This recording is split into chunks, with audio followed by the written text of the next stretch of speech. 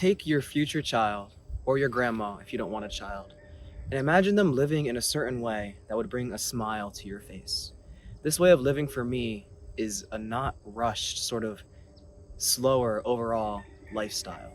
Our world is very fast paced. I have a whole video on this, but chances are, like everyone else, you're running.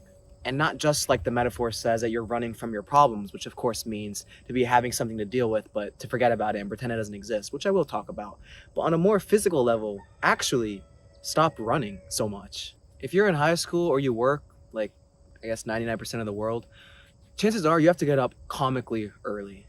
And because we all love to sleep so much, we're going to try to wake up as late as possible while still getting to work or school on time. But that means that our mornings are very frantic. Music first thing in the morning, no time to watch the sunrise or have a small conversation with your parents. You take a shower as quick as possible and throw on your clothes as quickly as you can. No time to actually get ready. No time to even actually taste your breakfast because you're downing it as you're walking out the door. Your car ride there is very frantic, probably not safe, and overall not pleasant. If I imagine my future child or my grandmother living like this, I don't look down on them, of course, but I would actually feel really bad for them because I think everyone accepts that this is just the way life is and you just gotta grind and that's how it is. And I say, fuck no, not if we can do something about it. And doing something about it is, of course, just waking up 10 to 15 minutes earlier. Now, we don't wanna just lose 10 to 15 minutes of sleep, so we're gonna go to sleep 10 to 15 minutes earlier. Wake up earlier, go to sleep earlier. My ideal bedtime is 10 p.m. and I wake up at 7. So that's 9 hours in bed for my lazy ass. But sometimes I'd find myself at 10:30 on my phone coping saying 8 hours in bed is fine, which it's not, for me at least. And sometimes even at 11, and I don't even want to be on my phone, but I'm just on it. There's a phrase I really want you to remember. There is nothing, absolutely nothing on your phone that could possibly be so important that you need to be sacrificing your sleep to be on your phone. Nothing. And if you don't have a bedtime, make one. Yeah, I'm a grown-ass man. Just turned 18, by the way. And I have a bedtime. So what, bruh?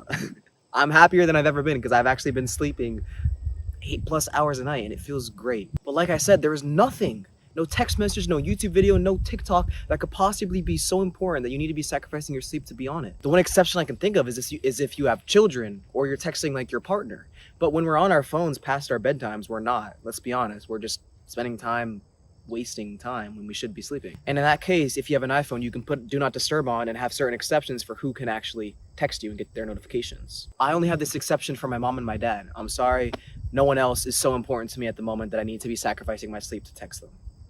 We'll talk in person. I'll see you in 10 hours at school the next day. I'm sorry, nothing is so important that I need to be, you get it. And again, if it was that important, they'd call me. And my friends know this. And I got off on a tangent here, but do not sacrifice bedtime for screen time. And with that little extra sleep we're getting, because we're not gonna be using our phones, we can get up earlier. And you'd be really surprised, especially on your car drive, how much extra time 10 to 15 minutes is. That being said, I've never understood why so many people speed just to speed, because I've done real experiments where I've driven from the same place to my home 30 minutes away on separate nights, no traffic. One night I drove the speed limit, the other night I drove 5 miles over, 10 miles over, and then 15 miles per hour over the speed limit. And at 15 miles per hour over the speed limit, the whole time I saved 3 minutes, which I spent on YouTube at home. So what was the point in me risking my life more, others' lives, and just being way more stressed when I saved 3 minutes, which I wasted as soon as I got home? What was the upside? And since I've done that experiment, I've become a bitch. I drive the speed limit. I don't frantically change lanes on the highway because there's just no upside. And if you think it's fun, that's a whole different thing. But for your average freaking guy that's just trying to get from point A to point B, there's no upside whatsoever and just so many downsides. Now, your car ride isn't as stressful. You have extra time in the morning to actually mindfully taste your breakfast and get sunlight in your eyes and talk to your parents. How do you want your ideal morning to be? In a perfect world, how would it be like? I'm sure that it wouldn't be us rushing out of the house, throwing our clothes on, not taking a real shower, not tasting our breakfast, not appreciating the sunrise, driving in traffic super fast because you're scared you're gonna be late. No, it's slower.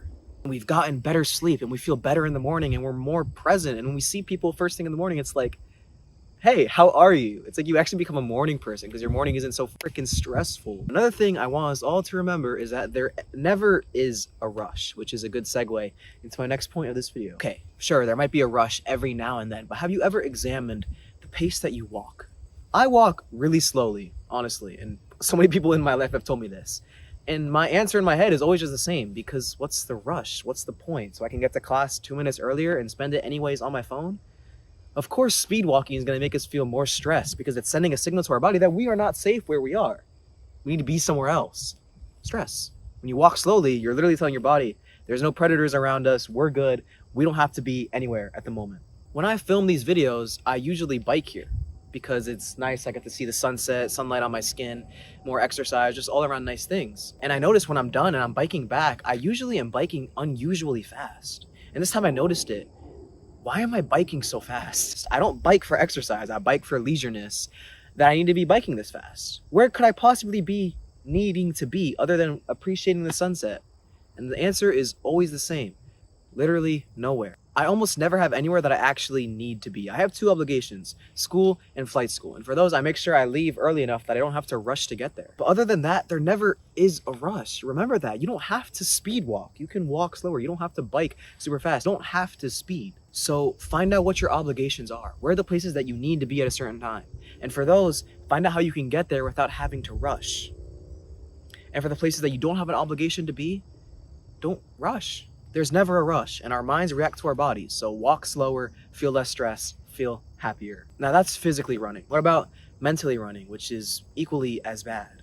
Is there something in your life that you know you have to do or you have to handle that you haven't? You've pushed it to the side and said you're going to deal with it later, which first of all is wrong. You're sacrificing your future self, his enjoyment or her enjoyment, because you're uncomfortable right now. And you know that pushing your problems to the future does nothing good. So the issue here is procrastination. And there's thousands of videos of this on YouTube that are probably better than my standpoint, but here's my experience. First, never do anything that you're going to regret later. Never do something that you're going to look back and be like, I really wish I didn't do that. And never do anything to anyone or say anything about anyone that will come to bite you back in the butt later. Don't do anything that will let someone else be able to chat shit about you. And when you have an obligation, doesn't it feel better to relax after the obligation is done rather than pretend the obligation isn't there and instead be procrastinating? There's a technique called eat the frog. And it works like this. Imagine you're having dinner and I give you a plate and you have to eat everything on the plate. And on the plate is a ribeye, mashed potatoes, glass of milk, ice cream for dessert, and a live frog. You can eat the frog whenever you want, but the decision to eat it first rather than after is wiser. Because if you're going to eat the frog after you've had this nice meal, you're not going to be able to enjoy the nice meal because the stench of the frog is going to be in your nose. How are you going to enjoy your ice cream when you know, shit, I have to eat that frog in 3 minutes? You won't be able to eat in peace. But if you eat the frog first, yeah, it sucks and it's disgusting, but you're able to rinse your mouth after and enjoy your meal in peace, knowing you don't have to eat a freaking frog in 3 minutes. This whole thing, of course, is a metaphor for work. How are you going to be able to enjoy YouTube or Netflix to its fullness if you know you have some shit to do right after? You can't. For me, I like keeping my room clean. So it's like, how can I go to sleep knowing I have to clean my room in the morning? I can't. Or I can, but the sleep isn't as peaceful. Or I can choose to watch YouTube rather than do something productive first that I told myself I was going to do. But the YouTube's not going to be as enjoyable.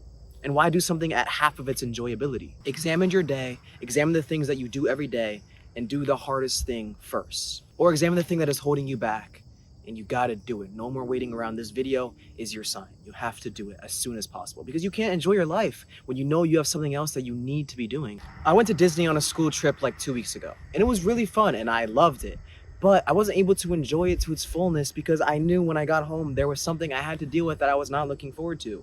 I could have done it before I left, but because I didn't eat the frog, I wasn't able to enjoy this awesome, memorable experience to its fullness. And I regret that now. Always eat the frog. Always do your chores before relaxing. Always make your bed before lying in it. Whatever metaphor you want to use, it's all the same. Life is so much better when you know you don't have shit to do. You've done your shit, now you can relax. And that's how it should be every day. So stop running, physically and mentally. And today, wherever you go, make a promise to yourself. When you're walking, examine how fast you're walking and just go 2 miles per hour slower.